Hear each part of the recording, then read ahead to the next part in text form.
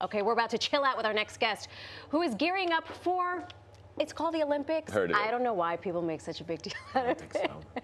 Kristýna Kaltounková was the 2025 first overall draft pick in the Professional Women's Hockey League, making her the first player from outside North America to be selected first overall. Did you see how we had to spell your name just now? Just completely not the way it's supposed to be spelled. Now she's hitting the ice at the Prudential Center for with the New York Sirens. In just a few weeks, she'll be playing in Milan for the 2026 Olympics. Please welcome to New York living the lefty forward from Colgate University, Kristýna Kaltounková. Yes. Thank you for I tried having me. to give you my best announcer voice. Yeah, it's okay. You're down there on the list. There have been better, but there have also been worse. I actually do this professionally for the New York Mets. Yep. Don't tell my bosses. His name is Steve Cohen. He's worth a lot. I need that paycheck. Yeah. Hi. Holy smokes. How you doing? Good. How's yeah. life? Busy. We just got back from our game in D.C. You know what? It did not make the rounds on social media. It was not a highlight. I mean, holy smokes. Yeah. Yeah. Talk to us about what happened. First of all, Women's Professional Hockey League, it's a huge thing. Everyone watches women's sports, period, full stop. There was a fisticuffs. There was a melee on the ice. Yeah, I knew I was doing this interview today, so I was hoping my lip wasn't so busted. I actually was praying that it wouldn't, swell up for the morning. You look It's great. good. You yeah, look you great. didn't even notice. You look great. I mean, yeah, we're feisty. We get into it. I feel like they always say that women are so petite and they don't fight. And I've never said that. He actually has. My wife could kick my butt very easily. And actually has. And so I feel like that was just showing that that's not really how it is, especially in women's hockey. That's right. Were you always a natural hockey player? Yeah, I think so. I tried different sports and I enjoyed them. I always wanted to be a goalie in hockey, but my parents were like, no, the gear's too expensive and you're just going to be a forward. Were you always fast and able to move around the ice and stuff? I wouldn't say fast. I was more physical, and I would make plays and try to score. So I think that was their main point of like, no, you score, you were up front.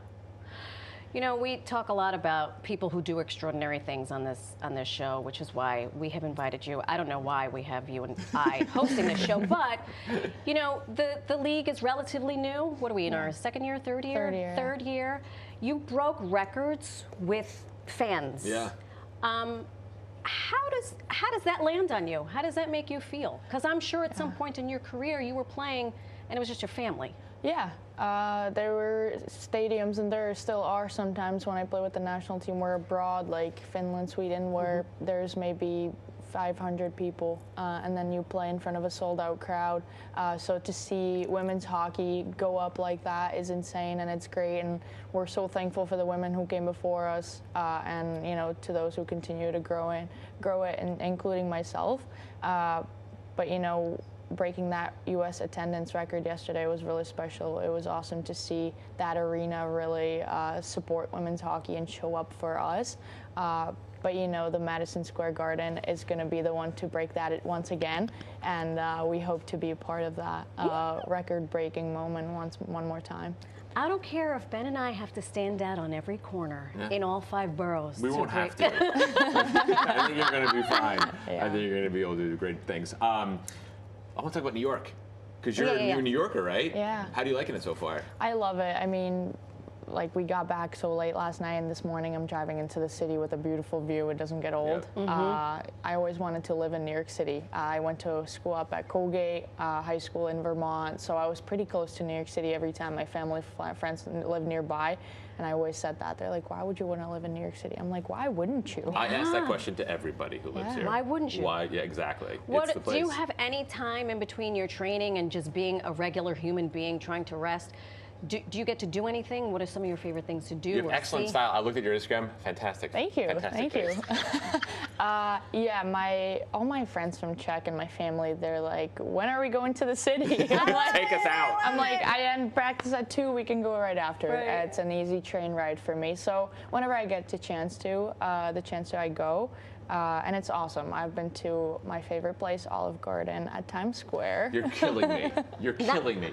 We're going to do a segment. We're going to do a story where we take you to a great Italian restaurant, and you're never going to go back there again. But I'm from Europe. I have had so much great Italian food. Yeah. And you know what? We'll do you one better.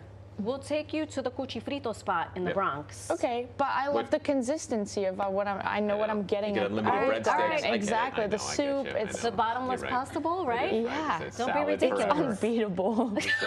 My comfort It's unbelievable. It kills me. And it's going to line out the door every time you go by. Every time. Every time. People love it. Unbelievable. You're doing that to prep for the Olympics, obviously, right? That's your carving up for the Olympics. Yeah. I mean, I obviously have to watch to have a balanced diet, but I'm also a big fan of the Olive Garden and, Dairy Queen and There's a whole all that lot stuff of in Milan. things. They have it I'm all. still a human being who just enjoys a sweet treat. That's Speaking of right. which. There you are. in your uni. Yeah.